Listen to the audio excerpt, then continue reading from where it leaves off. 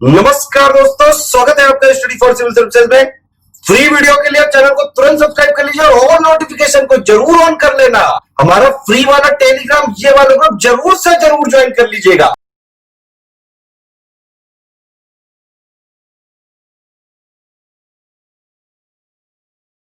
Welcome to study for civil services. मैं हूं आपका educator Kamalaksh Jha and daily prelims free test series का ये लेक्चर आप लोग देख रहे हैं।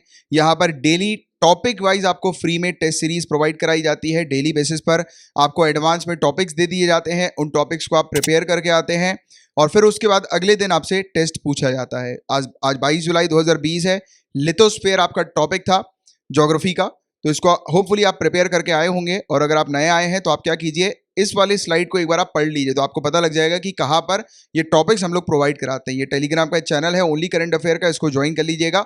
यहाँ पर आपको टॉपिक्स प्रोवाइड करा दिए जाते हैं एडवांस में, वो आप प्रिपेयर करके आते हैं। और हमारा जो यूट्यूब चैनल है ओनली करंट अफेयर, शायद से इसी चैनल पे आप वीडियो देख रहे हैं ये वाला, और अगर नहीं देख रहे हैं तो YouTube channel only current affair पे चले जाइए, उस चैनल को जाकर सब्सक्राइब कर लीजिए।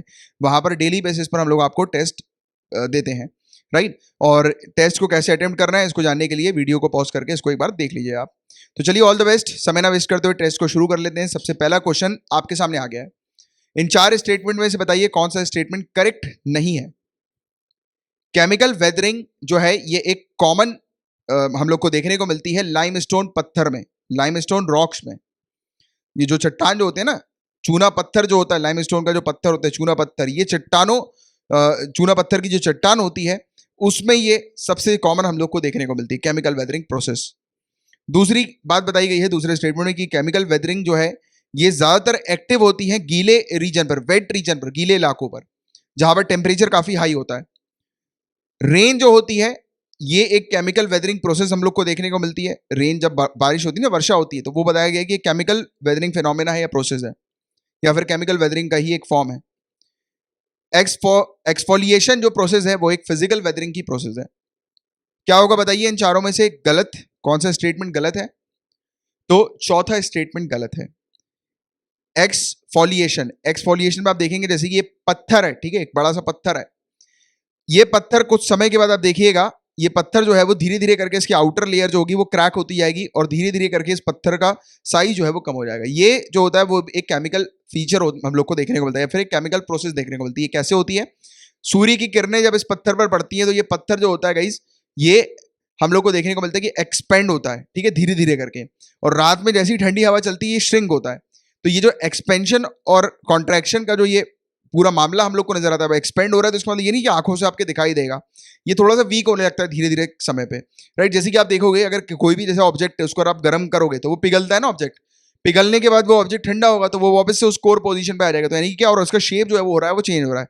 जैसे कि आप पानी को बर्फ में डाल दो तो टेम्परेचर जब डिक्रीज हुआ तो बर्फ बन जाएगी, बर्फ में डालो नहीं, टेम्परेचर कम में फ्रीजर के अंदर पानी को रख दो तो थोड़े समय बाद वो पानी जो होगा वो बर्फ में कन्वर्ट हो जाएगा, उसको आप बाहर निकाल के रख दो तो नॉर्मल टेम्परेचर में आने में क्या होगा, वो धीरे धीरे करके पिघलने लगेगा। तो वैसे ही ऐसा होता है कि जब टेम्परेचर हाई होता है तो उस समय ऐसे जो पत्थर वगैरह जो होते हैं, चट्टान वगैरह जो होती है, उनमें कॉन्ट्रैक्शन हम लोग को सॉरी एक्सपेंशन हम लोग को देखने को मिलता है। और जैसे ही रात होती है, ठंडक होने लगती है, तो कॉन्ट्रैक्शन होने लगता है, ये कॉन्ट्रैक्ट होने लगती है। तो ऐसी सिचुएशन को जो है वो हम लोग एक्सफोलिएशन की प्रोसेस कहते हैं। तो ये फिजिकल वेदरिंग नहीं है, ये केमिकल वेदरिंग हम लोग को देखने को मिलती है, क्योंकि सूर्य की किरणें से ये पूरा होता है। एक केमिकल फिनोमेना, केमिकल प्रोसेस इसमें हम लोग को देखने को मिलता है। तो इसका जो करेक्ट आंसर होगा दैट विल बी डी। 4 जो है वो इनकरेक्ट है, फोर्थ वन।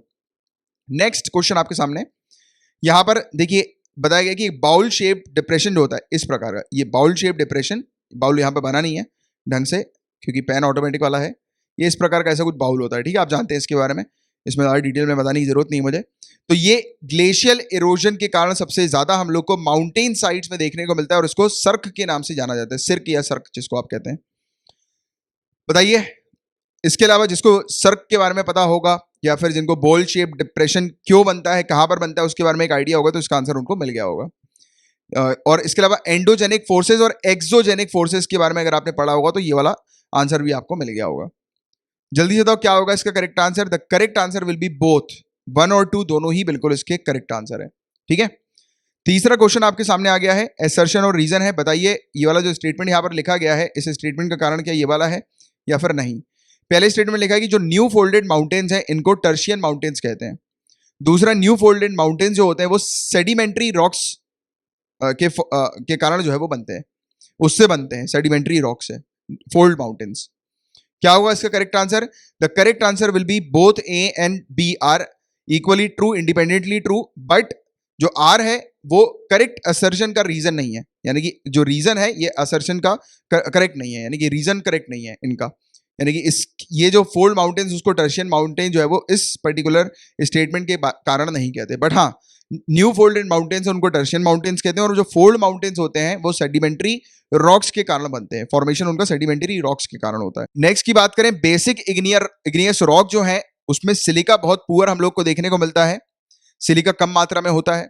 इग्नियस रॉक जो होते हैं वो मेटेलिक मिनरल्स उसमें काफी ज्यादा नजर आता है इग्नियस रॉक में, और इग्नियस रॉक जो होते हैं वो फॉसिल फेरियस नेचर के हम लोग को देखने को मिलते हैं, वो फॉसिल फेरियस होते हैं।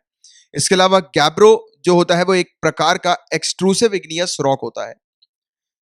बताओ इसमें से चारों में से कौन सा करेक्ट होगा? देखो एक चीज इसमें आप देख सकते हो कि तीसरा वाला तो बिल्कुल इनकरेक्ट होना है, एलिमिनेशन कर सकते हो। कैसे?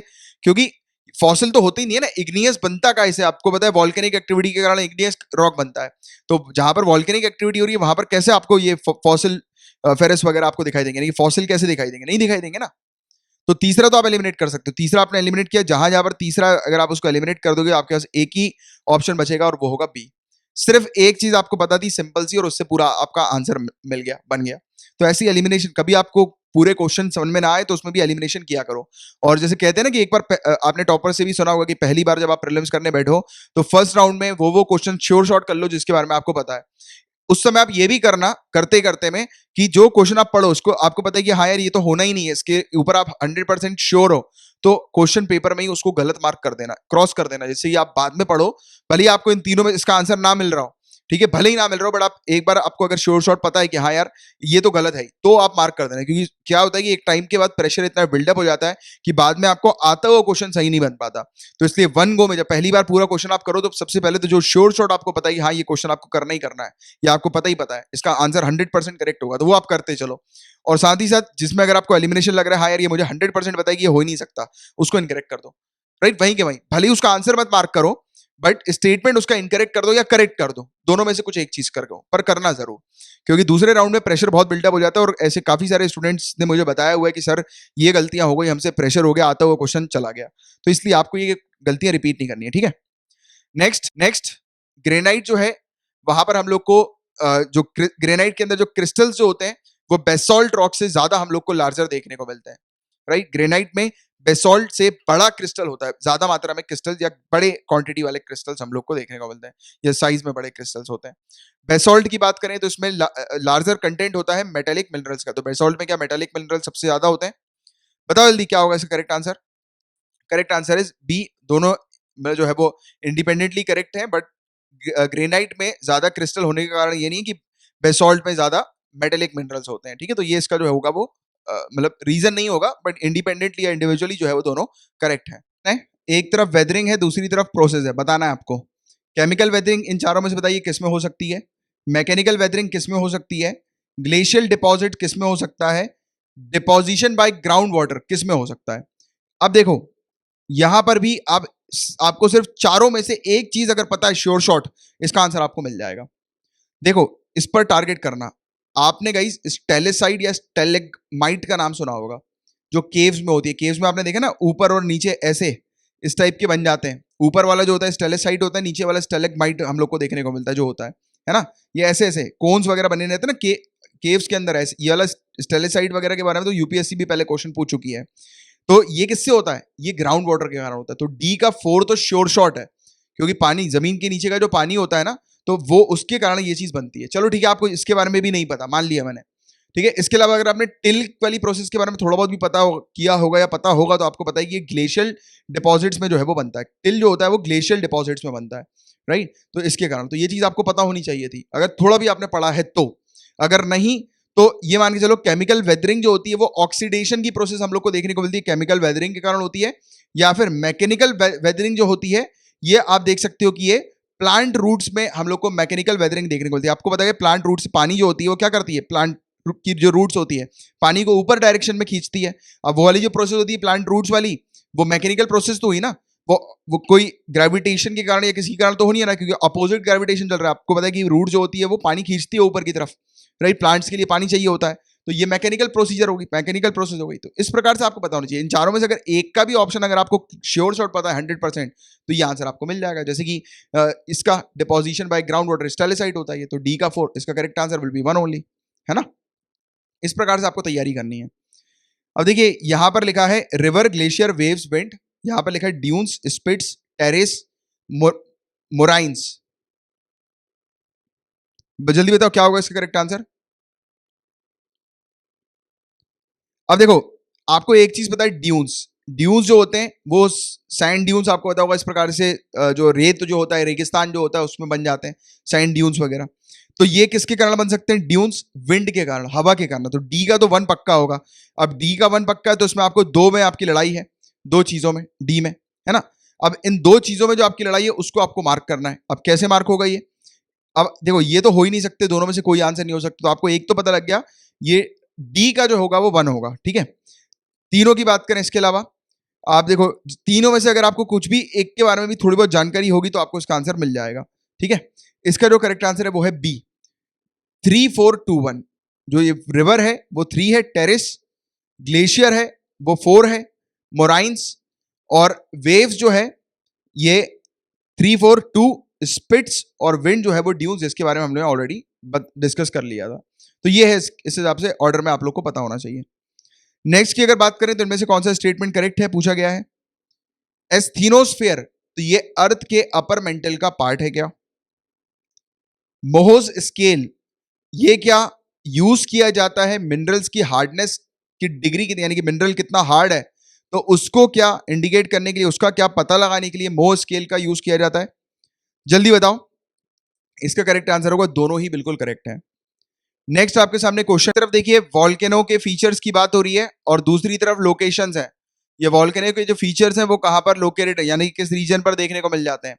क्रैकाटोआ, ये काफी फेमस जगह है, इंडोनेशिया में आपको मिल जाएगी। विशुवियस, मोनालाओ और फुजियामा। तो ये 4 लोकेशन से आप बताइए यहाँ पर कौन से वॉल्केनोज होते हैं, किस फीचर के? Shield cone volcano, cinder cone volcano, composite cone, या फिर cones and cones, cone and cones. बताओ इसका क्या करेक्ट आंसर होगा गाइज? इसका जो करेक्ट आंसर है वो बी है। बी में 3142 हम लोग को देखने को मिल रहा है। शील्ड कोन जो है वो मोनालोआ में हम लोग को देखने को मिल जाती है, और सिंडर कोन क्रैकाटोआ, कंपोजिट कोन की बात करें विसुवियस, और कंपोजिट कोन जो है वो फुजियामा, और कोन इन कोन जो है वो विसुवियस हम लोग को देखने को मिलता है। तो 3142 जो है वो इसका करेक्ट आंसर है, 3142, ठीक है? और नेक्स्ट जो क्वेश्चन आपके सामने आ रहा है इसमें आपको बताना है कि the type of igneous rock which are formed midway between volcanic and plutonic rock. Volcanic और प्लूटोनिक रॉक के बीच के समय पे जो रॉक्स जो बनता है तो वो किस प्रकार का इग्नियस रॉक होता है? Basalt, hypabyssal, laccolith, batholith. क्या होगा इसका करेक्ट आंसर, जल्दी बताओ। The correct answer will be hypabyssal. Hypabyssal जो है वो बिल्कुल इसका करेक्ट आंसर है, राइट? तो ये हो गए 10 क्वेश्चंस। 10 में से आपका क्या स्कोर रहा है नीचे कमेंट बॉक्स में लिखकर बताइएगा, और इन नंबर पर कांटेक्ट करके आप हमारे पेड कोर्सेज को ज्वाइन कर सकते हैं। काफी कम कॉस्ट में पेड कोर्सेज आपके लिए अवेलेबल हैं, आपकी सिविल सर्विसेज की प्रिपरेशन के लिए। और अगर आप चाहते हैं इसी प्रकार के टेस्ट डेली बेसिस पर मैं आप लोग के लिए कंटिन्यू रखूं तो लाइक के बटन हिट कर दीजिएगा, टेस्ट को शेयर कर दीजिएगा आपके किसी भी सोशल मीडिया अकाउंट पे, और नए आए हैं आप तो चैनल को सब्सक्राइब जरूर कर लीजिएगा। अब चलिए हम लोग मिलेंगे कल, तब तक के लिए bye bye, take care, have a great day ahead, Tata.